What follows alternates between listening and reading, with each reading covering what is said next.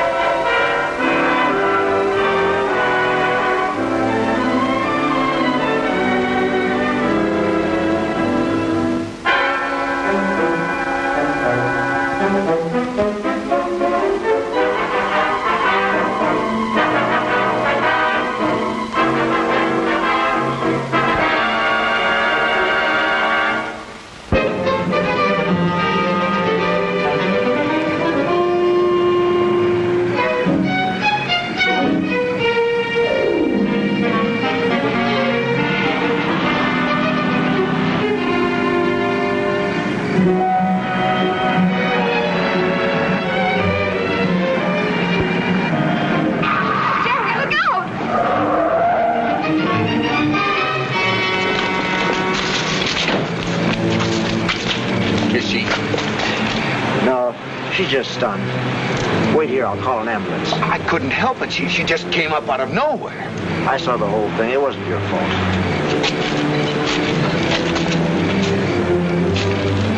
Lie still. There's an ambulance coming. I'm all right. We know, but we won't take any chances. Everything's going to be all right.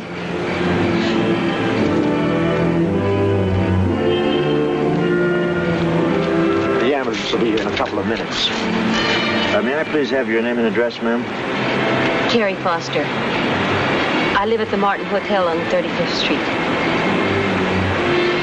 May I have yours, sir?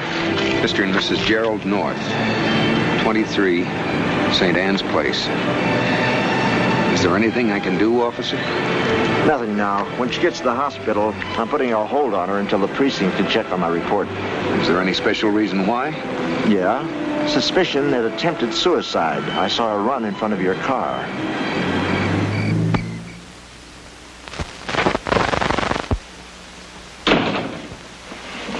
Ma'am?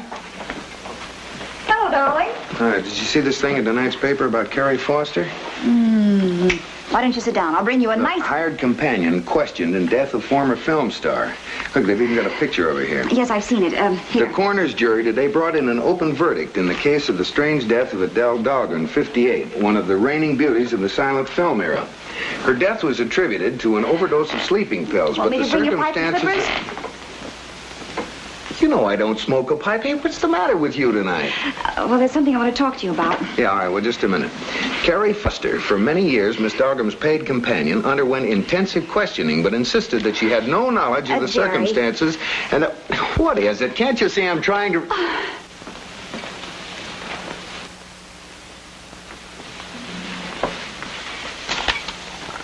I hope these are the way you like them, Mr. North. Oh, they're just lovely, Carrie. Thank you.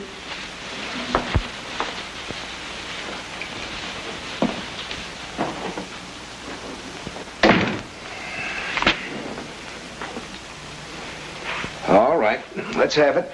I tried to tell you, but you wouldn't listen. Well, I'm listening now. What's she doing here? Well, it's my fault. I called and asked Carrie to come and see me when she left the hospital this afternoon. Darling, she hasn't any money. She's out of work, and she can't get another job until this commotion dies down. There isn't even a friend to whom she can turn in the meantime. I see. Now, what did you tell her?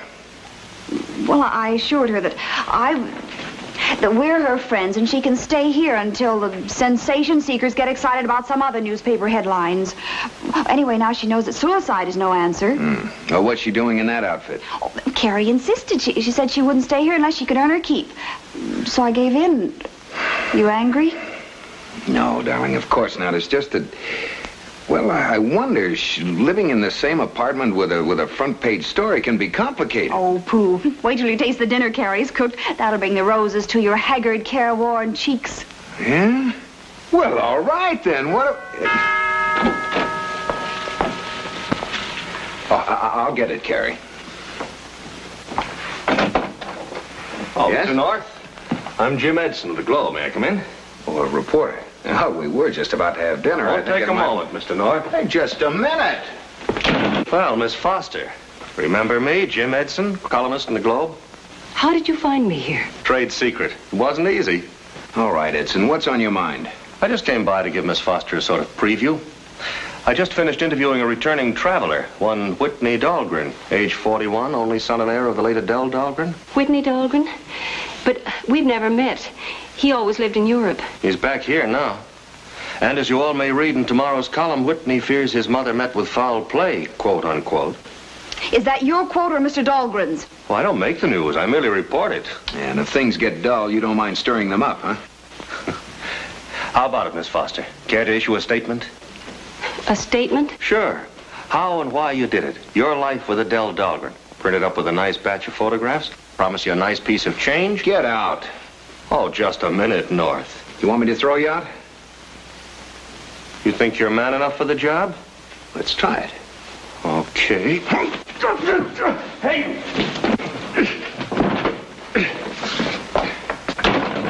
All the nerve. Thank you, Mr. North. What are you doing? You're not going to have any more trouble because of me. Now, just a minute. You're staying right here as our guest or as our cook, whichever you prefer, but you're not leaving. But I can't. No cheap tabloid reporter is going to run you out of my house, and that's final. Mrs. North, tell him that Oh, I can't tell him anything when he's in this mood, Carrie. You'd better do just as he says. I'll bring in the dinner. That's because you're a very nice fellow, Mr. North. Hey, these are wonderful.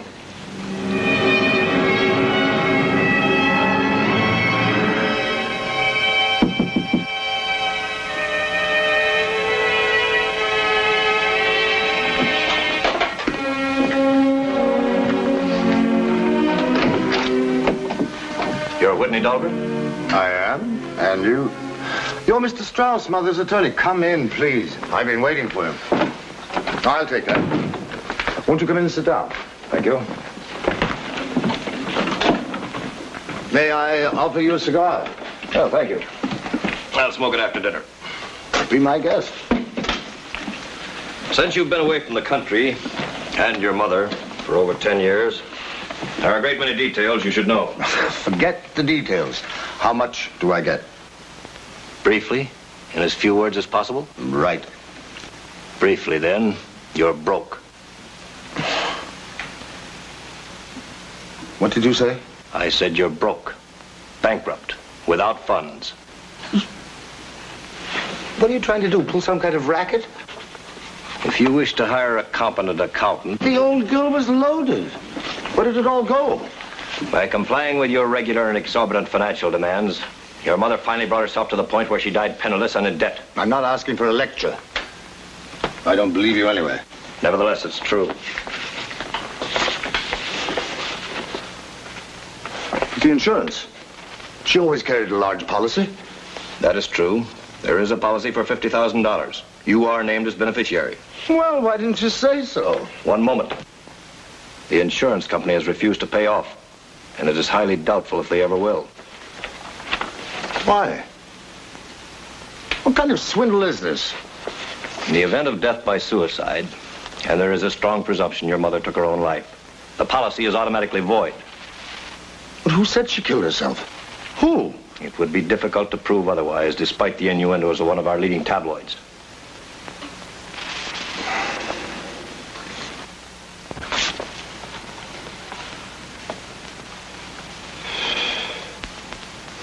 The necklace. The Dahlgren diamond. She'd never part with that. Where is it?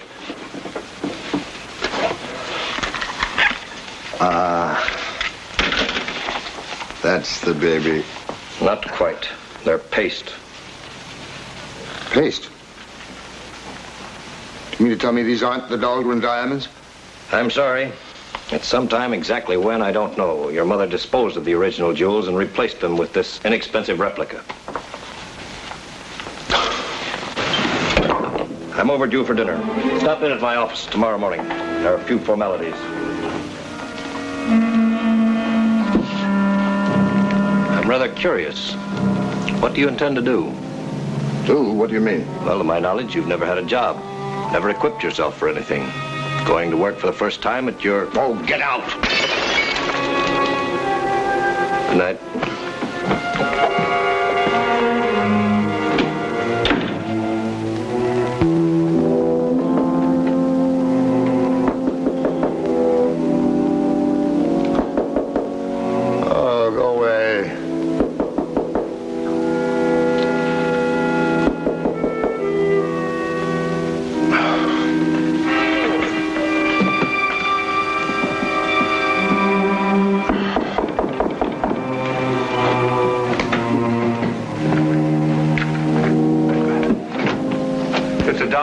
I don't want any.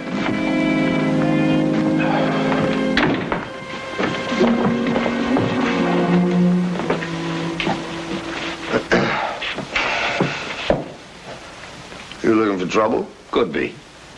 That's good. I've got lots of it. Help yourself. Okay. How about a couple of samples? Money gone? No insurance on account of suicide? Dahlgren diamonds?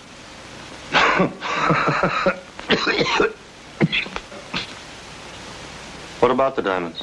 That's a big joke. They're gone, too. They're gone. There. Just those phonies left. No money.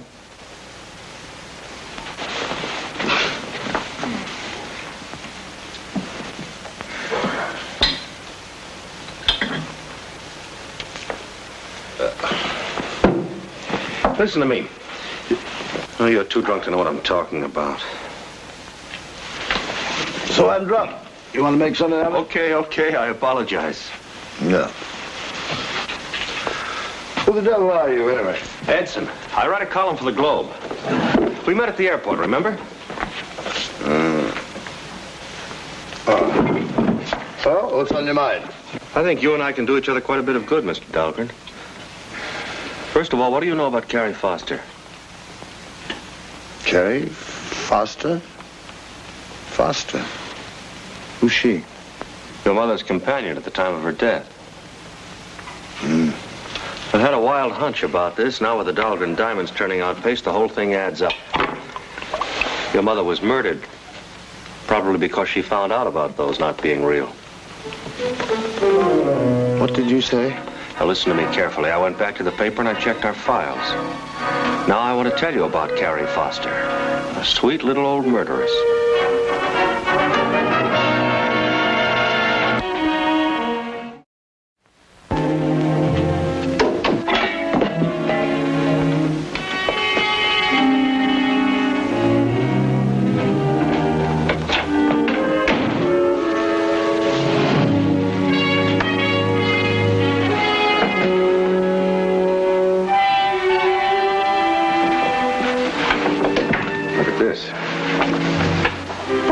Everything.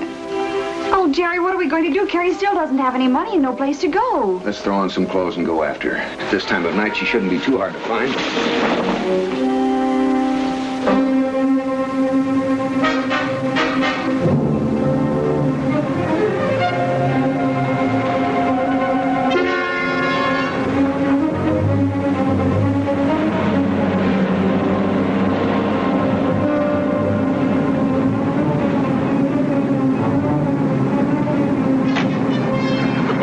Getting into that cab.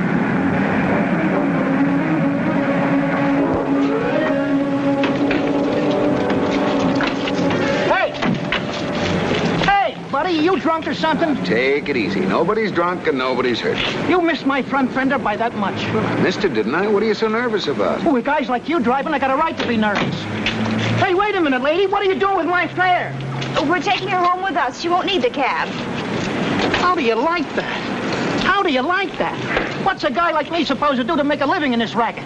Here, will this preserve your professional standing? Oh, yeah, I guess so. Hey, wait a minute, hold it. Supposing a woman don't want to go with you. Maybe this is a snatch. Maybe I should call a cop. Why don't you do that? It's all right, driver. I'm sorry I caused you so much trouble.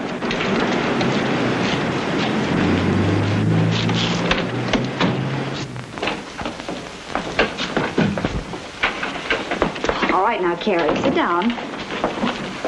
And remember here, we're your friends. We want to help you if we can. I have no right to impose on you. You've been wonderful, but what? there's something about me you should know. Something I should have told you. You don't have to tell us anything, Carrie. I've got to, Mr. North. Then maybe you'll see why it'll be better for you if I go now. Some years ago, well before I worked for Adele Dahlgren, I worked as a companion for an old lady, an invalid. Her name was Mrs. Corey, and she lived in a little house just outside of Bridgeport. Well, one night she was found dead. Well, that's a terrible thing, but I don't see how that... But don't you understand? Sooner or later, someone, possibly that reporter, is going to find out about Mrs. Corey. They're going to say that it isn't coincidence that people I work for die under peculiar circumstances. They'll call it a pattern. You've both been wonderful. I'll be all right now. Now, wait a minute. You haven't done anything wrong. And we're going to see to it that nobody pushes you around. But that newspaper, they'll smear your name all over the front page. Oh, hang the newspaper. We'll worry about that when we come to it.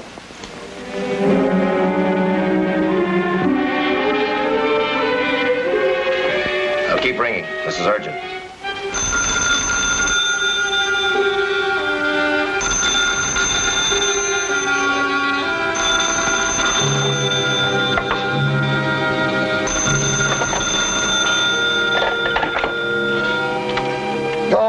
Sleeping.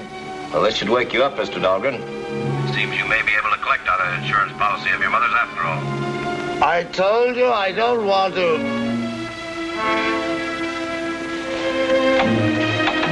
He hints the diamonds were a motive for murder. I'm coming right down to your office.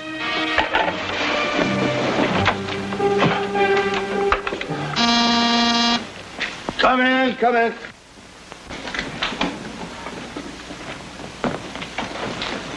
Well, my friend the press. It was a great story. Shall I get you a drink? Thanks, but I think you better hear what Mr. Coster has to say before we start to celebrate. Mr. Coster? That's me. Mr. Coster is a jeweler and one of my constant readers who phoned me early this morning to let me know of a slight error in today's piece. Go ahead. This is Mrs. Dahlgren's son. About 3 years ago, Mr. Dahlgren, your mother came to my shop. She gave me the Dahlgren diamonds to sell. I did so, acting as her agent. She also commissioned me to make for her an imitation necklace, worth perhaps a few $100s. This I did. That is the true story. Thanks, Mr. Coster. I'll be in touch with you. Do you wish me to make a statement? Later. I'll take care of it. Good day to you, Mr. Dahlgren. Boy, when I make a mistake, it's a beaut. Just think of that.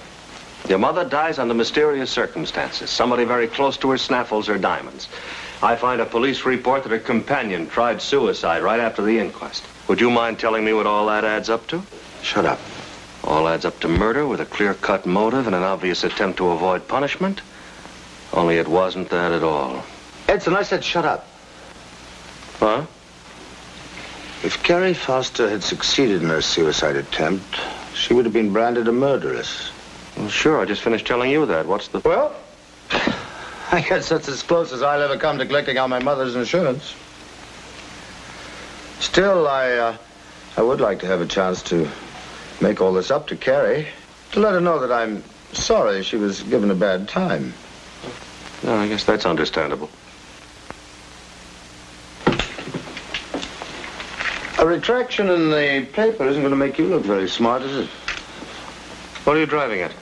Well, I just thought that it might be better all around if I had a chance to straighten this out quietly. Well, sure, that'd be a break for me, all right, but what about Coster? He's expecting to read a retraction in my column. I'll take care of Costa. I think I can convince him it's the best out for all concerned to just let the whole matter die. Okay, it's worth a try, Whitney. Personally, I read Coster as one of those good citizens who'll hold out for a public statement from us. We'll see. I've got to get down to the attorney's office. I'll see you later.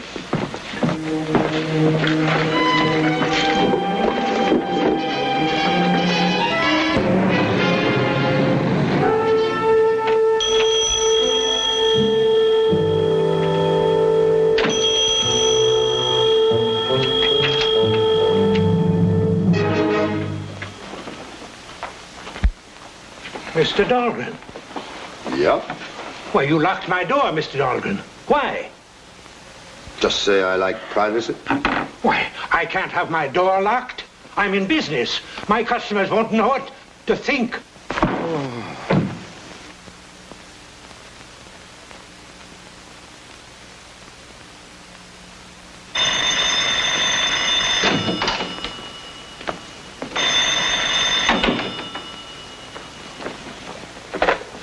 Hello? Yes, this is Carrie Foster. Yes. Yes? What? What was that?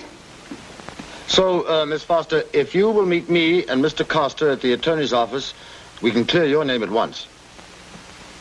Excellent. We'll be waiting for you at Mr. Strauss's office. Yes.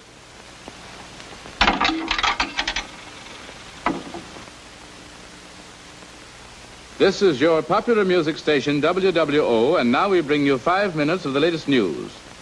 Hey, Pam, kill that thing, will you? Kill what thing? The radio. I can stand music while I'm working, but that voice of doom newscaster is another matter. Police are investigating the brutal slaying of Jerome Coster, whose mutilated body was discovered within the hour. More work for poor Bill Wigan and the police. Yeah. Jerome Coster? Coster? And Senator Honeycutt stated this morning that he would call his committee into immediate cessation. No, we missed it. He did say Jerome Coster had been murdered. And Carrie told us that Jerome Coster was to be at that lawyer's office to meet with her and Whitney Dahlgren. Oh, what was the name? Strauss. What are you thinking, Jerry? And we better get down to Mr. Strauss's office and see what's going on. I don't see how a dead man can clear Carrie's name.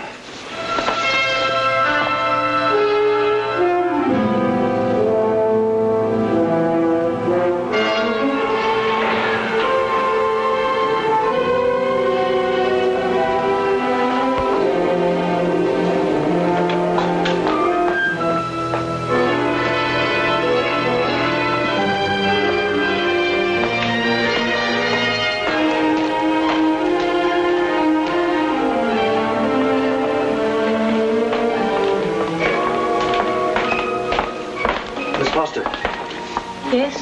I'm Whitney Dahlgren. I wanted to catch you before you got to Strauss's office. You're in trouble, Miss Foster. Trouble? But I thought you said that every... I was wrong. This is a trap. When you go into that office, you'll find the police there waiting to arrest you. Come this way. I'm trying to help you. But I don't understand, Mr. Dahlgren. The jeweler is waiting to identify you as the party for whom he made the paste replica of my mother's necklace. He'll try you for murder, and you'll be convicted. But that's ridiculous. I didn't kill your mother, and I don't know anything about her necklace or the jeweler. Police won't believe you. Remember, you tried to commit suicide. Then there was that other woman you worked for who died. Take me to the office. We'll see what they believe. All right. But remember, I tried to warn you.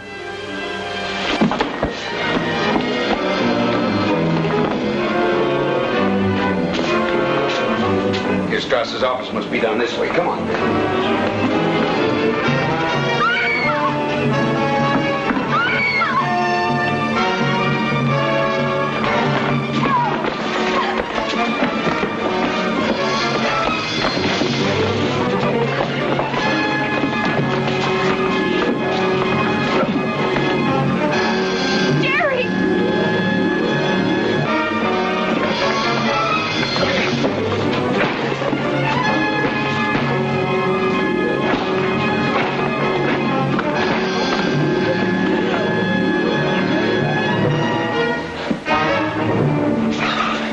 Gone.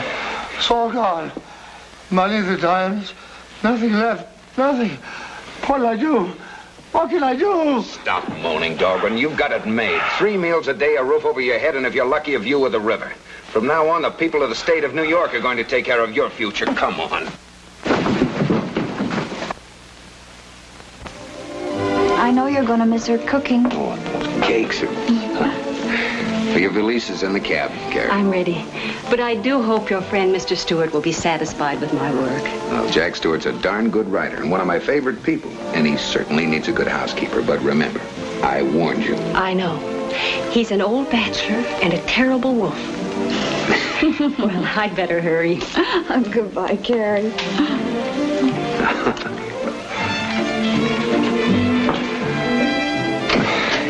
Women are the... Yes, dear? You were saying? The most wonderful.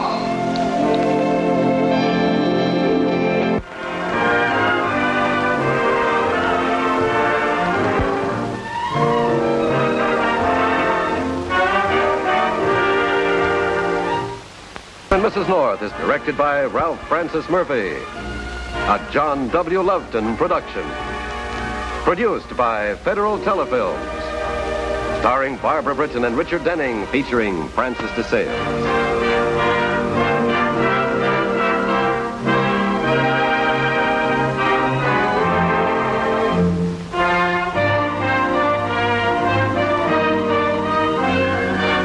Been a film presentation.